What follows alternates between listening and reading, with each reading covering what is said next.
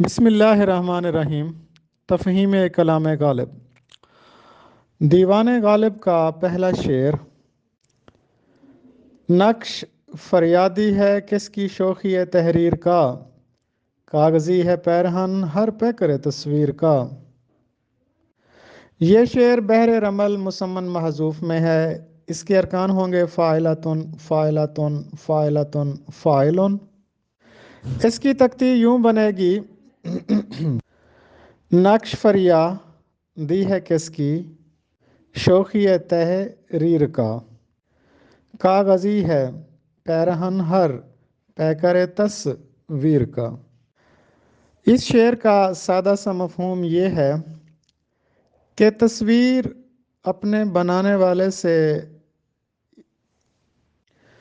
فریاد کر رہی ہے کہ تو نے مجھے عدم سے وجود میں لا کر ہستی کے غم میں مبتلا کر دیا ہے۔